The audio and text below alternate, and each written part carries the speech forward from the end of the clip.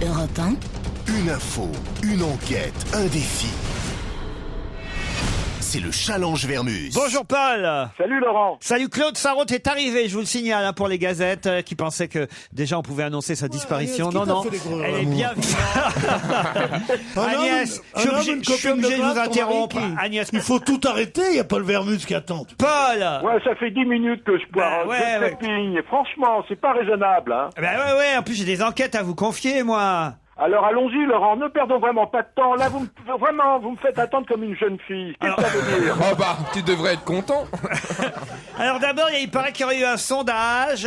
C'est dans une émission concurrente mais néanmoins amie qui s'appelle Les Grandes Gueules sur une autre radio. Ils ont dévoilé un sondage des personnalités les plus détestées par les Français.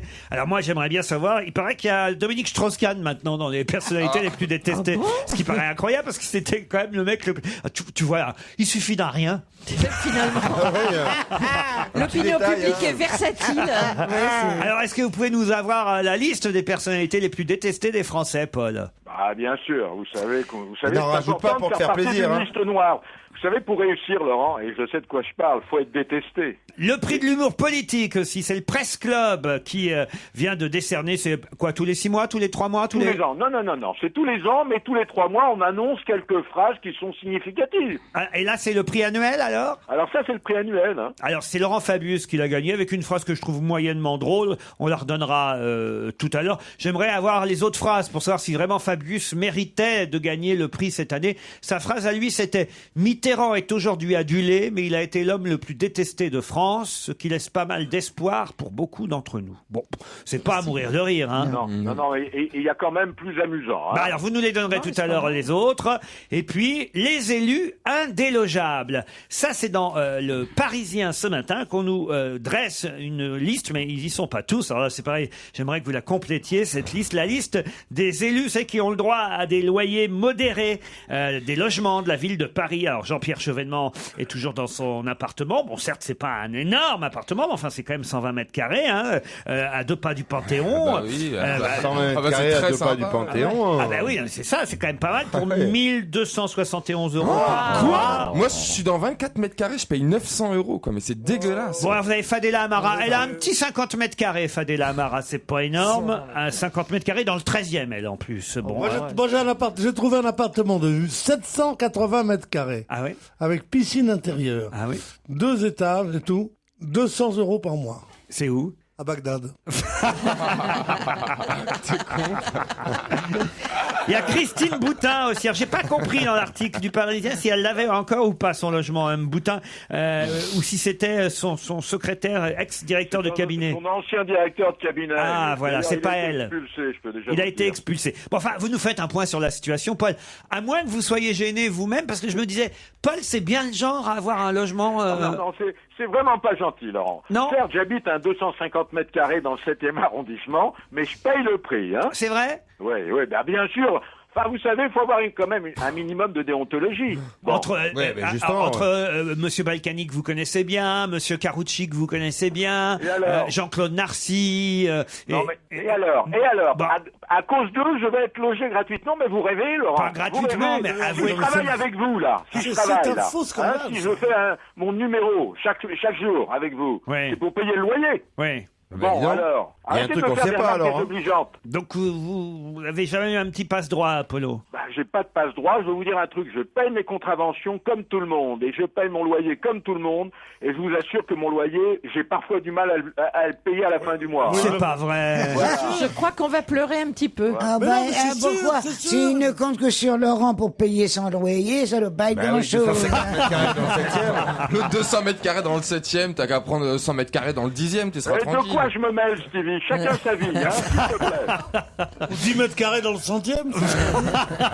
Paul, on veut la réponse à toutes ces questions avant 17h30. À tout à D'accord, l'heure. à tout à l'heure. On se retrouve après les titres de 16h.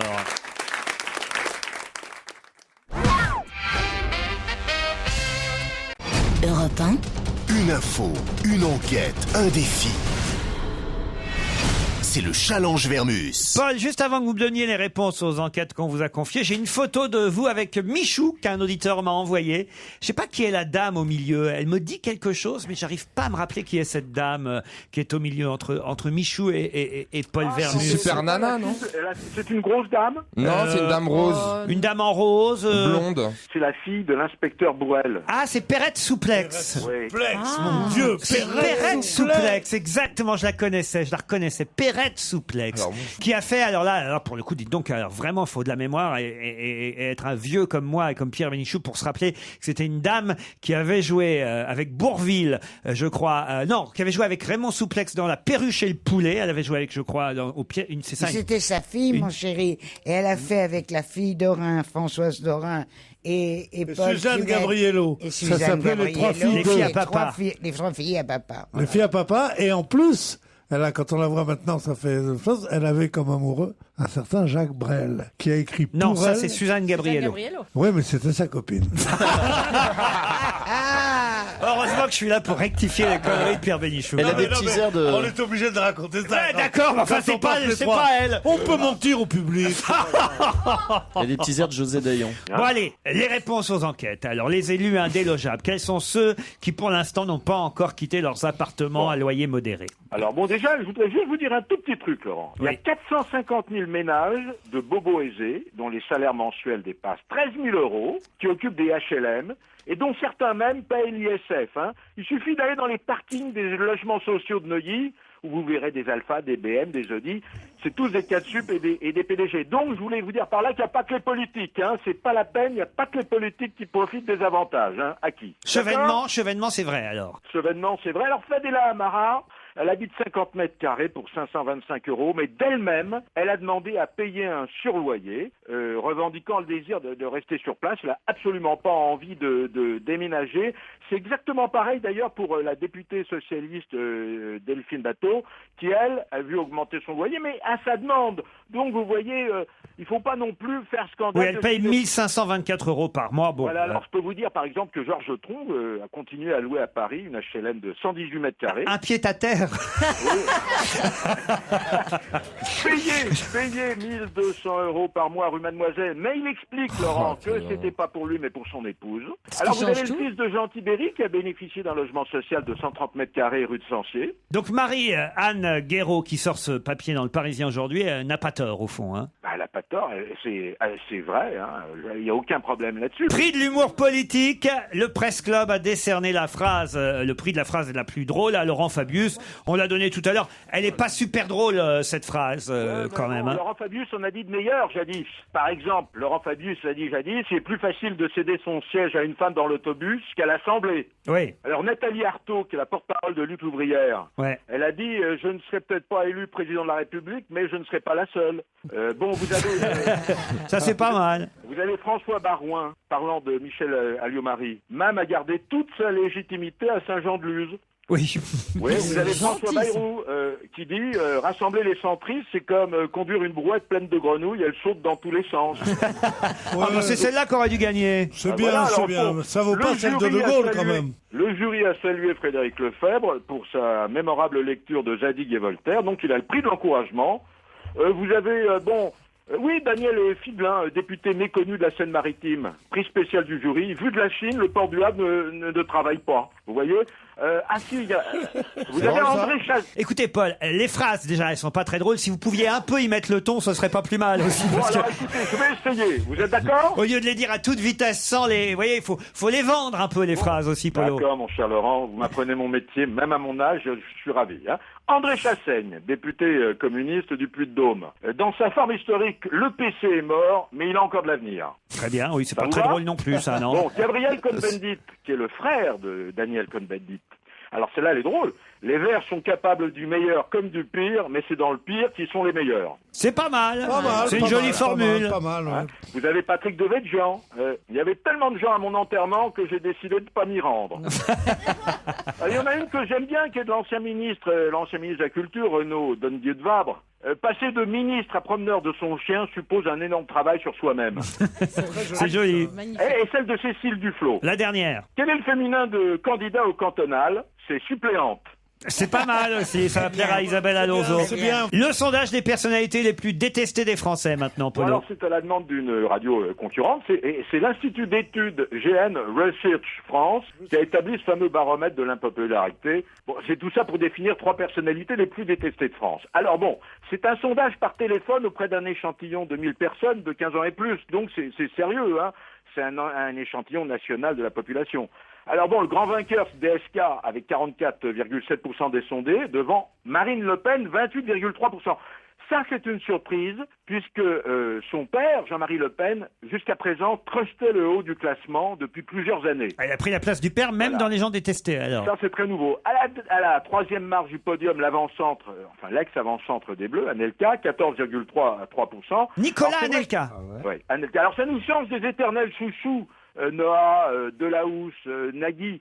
Alors, il y a un sondage concurrent, un sondage Louis Harris VSD. Parce que là, on n'en a que 3 dans ce sondage-là. Oui, mais vous allez en trouver d'autres dans un sondage concurrent. Non, mais elle n'a pas réussi à avoir les autres qui sont derrière. Non, ils en voulaient que 3. Ben non, ils ont défini 3. Mais et c'est pas grave, vous allez voir. Non, mais attendez, c'est idiot ce que vous me Attendez. répondez, Paul. Ah, Est-ce arrêtez que- de me traiter d'idiot. Bah, ça non, mais- suffit, je suis pas un imbécile. Mais Merde, alors. si, puisque vous répondez pas à ma question, je vous dis, ils en voulaient que 3, vous me dites, certes, mais quand ils ont interrogé les gens n'ont pas toujours donné les 3 mêmes, donc il y a ouais, forcément d'autres noms. C'est toujours pareil. Il y a Est-ce qu'il y avait le choix entre des Voilà. personnalités Est-ce qu'on leur donnait ou une liste c'était spontané Oui, c'est tout Paul ça qu'on veut savoir, Paul. Bon, alors vous avez Franck Ribéry, Michel Houellebecq. Non, mais attendez, ceux-là, c'est dans le même sondage? Il y en a 3 dans le sondage et on a d'autres dans d'autres sondages. Alors, ça suffit maintenant. Mais non! Est-ce que vous êtes capable de répondre quand même à la question que je vous pose, Polo?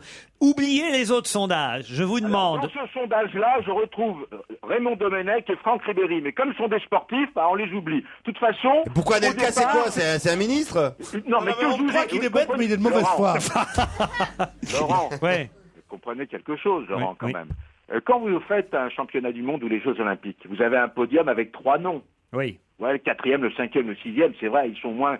Bon, ils sont loin derrière. Ah oui, ça, c'est quand même- Ribéry, on connaît Domenech, leur loin nom. derrière. Sauf que Ça c'est vous quand même va intéressant, on sait leur nom, là on les sait pas, j'aurais On aimé veut, ça. on veut savoir, dans un truc de sportif, on veut savoir le 8e et le 9e pour que là, on réentende des noms français, enfin. Et pardonnez-moi de vous dire, Paul, vous n'avez Oui. pas bien fait votre travail, puisque remercie, oui. effectivement, moi, les 3 noms que vous nous avez donnés, DSK, Marine Le Pen et Nicolas Anelka, je les avais déjà dans la presse ce matin, ces 3-là. C'est même Oui. pour ça que je vous ai demandé d'enquêter sur ce sondage. Donc si vous me dites, ils en voulaient que 3, j'ai pas d'autres noms, ça n'a pas d'intérêt. C'est pas ça que je veux vous dire. Écoutez-moi, arrêtez Oui. de me faire des remarques comme mes parents. Ça Oui. suffit. Oui. hein. Alors. Bon. Alors, je vous dis qu'il y a Domenech, Ribéry dans la liste, ils sont loin derrière. Voilà, Oui. ça vous va, il y en a 2 en plus. Dans le même Hein sondage. Voilà. Et maintenant, dans le sondage Menteur. concurrent, si ça vous intéresse, Ouais. on trouve les noms dans le sondage concurrent qui est Louis Harris VSD. On trouve Houellebecq, Sarkozy, Ardisson, BHL et Nolot et Zemmour. Ah, ça Voilà. alors. Comme ça, vous avez les gens les plus détestés. Bon, ça vous va? Bah, je vais échapper belle. Merci, Paul. Ah, vous êtes énervant aujourd'hui. Hein. Ah, mais vous n'y êtes pas, vous, dans la liste? Non, vous faites... J'aurais bien voulu y être si pour une vraie grande notoriété, ce qui n'est pas le cas. Eh oui, mais ça va venir avec votre quotidienne l'année prochaine sur France 3. Ah, c'est gentil ce que vous venez de dire. Alors j'oublie tout. Hein, mais- Allez, Polo, je vous interromps de toute façon car notre invité d'honneur vient d'arriver dans la loge.